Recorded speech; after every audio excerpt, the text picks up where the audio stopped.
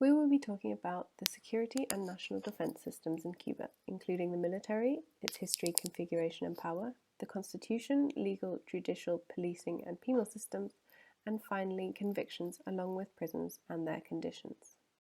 After assuming power in 1959, Fidel Castro began a number of offensives abroad.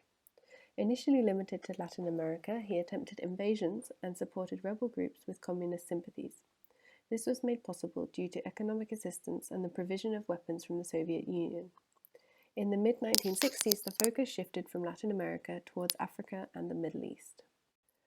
Throughout the 1970s and 80s, Cuba's military presence abroad grew significantly, most notably in helping Ethiopian rebels in the Ogaden War of 1977-78 and Angolan independence fighters in the Angolan Civil War starting in 1975. Military spending grew to 13% in 1985, and the force became the largest in the Caribbean basin. With the fall of the Soviet Union, Cuba's backing and assistance disappeared, and the country began to withdraw its troops from abroad, with the last leaving Angola in 1991.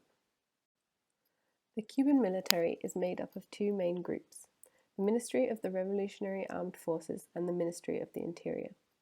Both of these organizations are under the control of Raúl Castro and include the infamous Revolutionary Armed Forces, the FAR.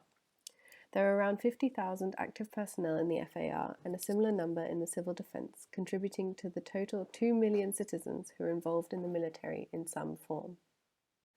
Today, the military is less than a sixth of what it used to be at its peak in the 70s and 80s, and despite the lack of active fighting, the various military institutions are still highly regarded and well trained.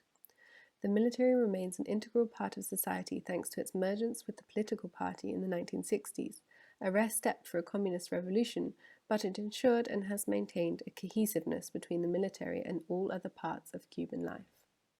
The Cuban military has been quoted as the most powerful, influential, and competent official institution in the country.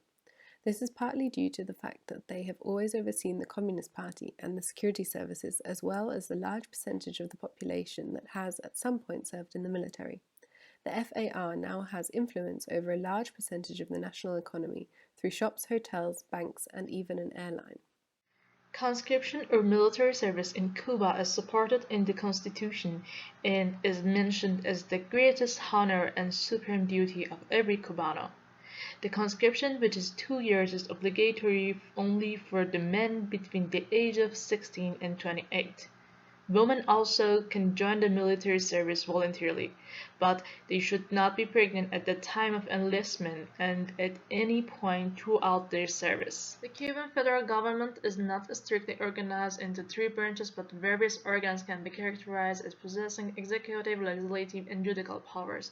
National Assembly of People's Power, which is in charge of making the law, as the legislative power, Ministry of Interior and Council of State as the executive power, and the People's Supreme Court, which is the institution with the highest judicial authority as the judicial power. Cuban Constitution established a 3-tiered court system plus a system of military courts.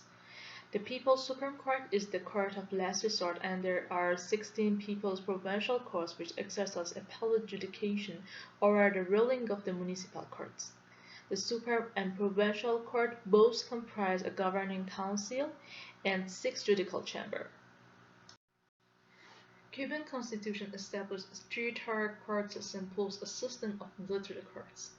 People's Supreme Court is the court of last resort, and there are 16 provincial courts which exercise appellate adjudication over the ruling of the municipal courts. The Supreme Court comprises a governing council, CGTSP, and 6 judicial chambers that hear civil and administrative matters, criminal, labor, economic, and the military matters, and a special chamber for crime against the security of the state. The Ministry of Interior is divided into 3 directorates. First, Technical Operations Board. Second, Security Board, which is responsible for offenses against the state security. Third, Internal Order and Crime Prevention Board, which is subdivided into sub-directorates for corrections, fire protection, and policing.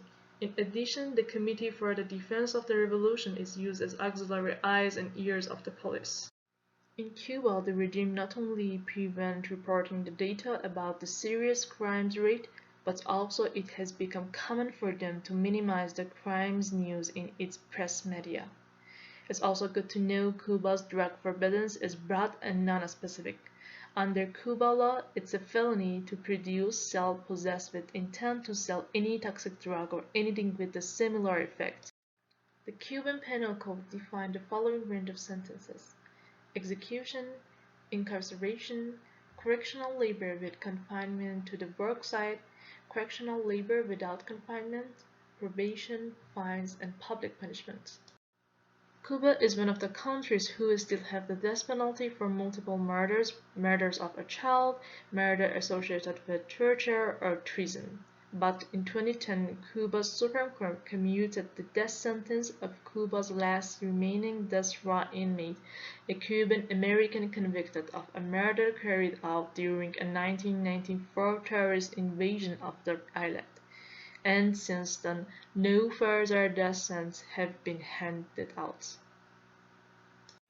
There are around 90,000 prison inmates in Cuba, giving it the highest number of inmates per every 100,000 people in the world. Prisoners can be arrested on a multitude of charges, including the tendency to be dangerous in the future.